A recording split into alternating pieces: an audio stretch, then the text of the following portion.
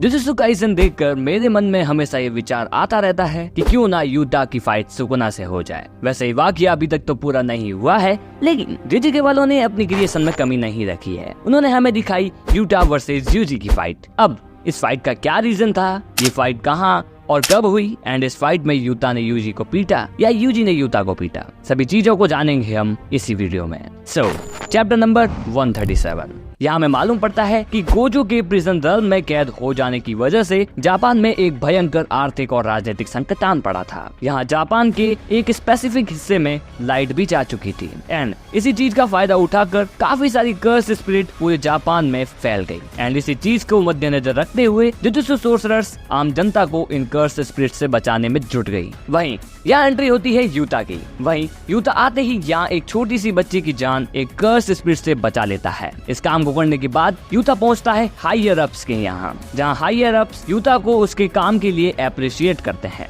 वैसे यूता यहाँ जानता था कि उनका अप्रिसिएशन एक दिखावा है। अब यूता कहता है कि क्यों ना तुम लोग सीधे मुद्दे पर आ जाओ, वैसे भी मैं तुम्हारी सारी बात मानने ही वाला हूँ। अब बात ऐसी नहीं थी कि यूता इन्हें ना नहीं कर सकता था, बट इसका ये रीजन था कि यहाँ यूता काफी ज्यादा गुस्सा था इतादोरी पर उसके सुकुना फॉर्म की वजह से, बिकॉज सुकुना फॉर्म में उसने यूता के बेस्ट फ्रेंड इनुमाकी की जान ले ली थी। इसी वजह से यूता ने गोल बना लिया था कि वो खुद इतादोरी को अपने हाथों से खत्म करेगा। अब चैप्टर नंबर 140 में यूता यूजी, चोसो एंड नाओया की फाइट के बीच में आ जाता है एंड आते ही काफी बढ़िया तोड़ फोड़ वाली एंट्री लेता है। यहाँ हायर अप्स ने परमिट पास कर दिया था यूजी को मारने का, तो ये बात चोसो एंड यूजी को भी मालूम पड़ जाती है। वैसे यहाँ फर्स्ट टाइम ही यूजी यूता से मिलता है, वहीं दूसरी तरफ नाओया यूता के साइड हो जाता है, बिकॉज यहाँ ये दोनों यूजी को ही खत्म करने आए थे। तो यहाँ जल्दी से चोसो यूजी से कहता है कि तुम यहाँ से भाग जाओ, इन दोनों को तो मैं देख लूंगा। बट हुआ यूं कि नाओया यहाँ यूता के साथ हो गया था, तो वो चोसो को वहीं रोक लेता है। वहीं यूजी वहाँ से भागने लगता है, लेकिन यूता भी उसका पीछे छोड़ता नहीं, वहीं वो भी यूजी के पीछे पड़ जाता है। अब यहाँ दौड़ते वक्त यूजी को एक टेढ़ी पड़ी कार दिखाई देती है। यूजी उस कार पर से तुरंत ही जंप लगा लेता है, लेकिन तभी अचानक से यूता कार की साइड से आकर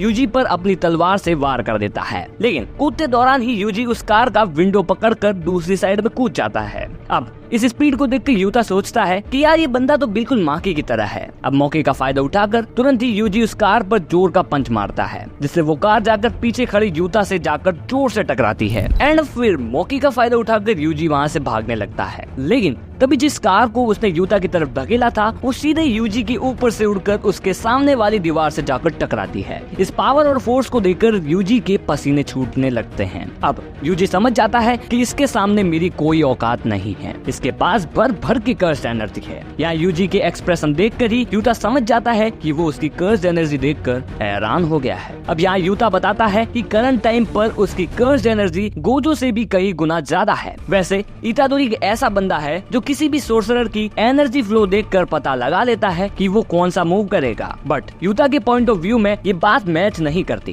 बिकॉज उसका पूरा शरीर यहाँ तक कि उसकी कटाना भी एनर्जी फ्लो से भरी पड़ी थी। लेकिन प्रॉब्लम ये भी नहीं है, प्रॉब्लम तो ये है कि इस बंदे को कितना भी बड़ा फैटल इंजरी देने की कोशिश करो, वो उन सभी मूव्स की पावर को कम कर देगा एंड उससे उसको काफी कम नुकसान पहुंचेगा। अब यहाँ यूता बात बढ़ाए बिना यूजी पर अपनी कटाना से लगातार वार करने लगता है, बट इतादोरी उन सभी मूव्स को डॉज करके भागने लगता है एंड वहाँ पड़ी एक एसयूवी में घुसकर दूसरी तरफ से निकलता है एंड तभी अचानक से यूता यूजी पर अपनी कटाना से वार कर देता है। लेकिन तभी यूता देखता है कि उसने इस मूव को भी डॉज कर दिया। या यूता देखता है कि यूजी के हाथ में एक चाकू होता है जो शायद उसे उस एसयूवी में पड़ा मिलता है। अब यहाँ इन दोनों की चाकू एंड तलवार से फाइट स्टार्ट हो जाती है। वहीं तभी अचानक से यूजी को गोजो की सिखाई बात याद आ जाती है एंड यहाँ यूजी भी उस चाकू में अपनी कर्ज एनर्जी फ्लो कर पा रहा था। सो नाउ वो भी यूता को अच्छा कॉम्बैट दे रहा था, बट गड़बड़ ये हो गई कि यूजी केवल यूता की कटाना को देखता रह गया। इसका फायदा उठाकर यूता यूजी को लात मार देता है। यूजी को मारी तो हल्की सी ही लात थी, पर उसका इम्पैक्ट भी हम यूजी के चेहरे पर देख सकते हैं। अब इस पर यूता अपनी काफी अच्छी फोर्स से यूजी पर अटैक करता है। यहाँ यूजी उस मूव को अपने चाकू से डिफेंड करने की सोचता है, पर वो मूव इतना जबरदस्त था कि जिससे यूता का चाकू टूट जाता है एंड यहाँ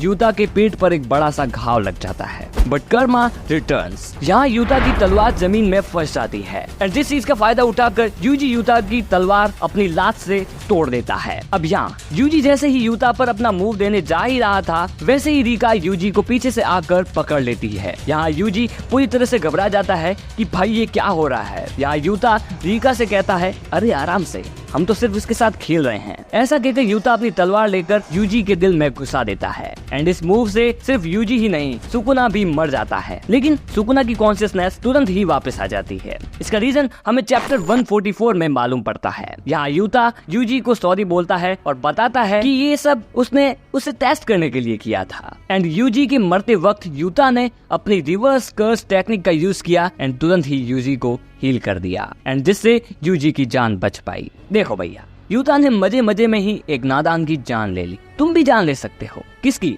अरे लाइक एंड सब्सक्राइब बटन की। इस चीज से मुझे मजे आते हैं। So guys, do like and subscribe. I see you guys in the next video. Till then, bye.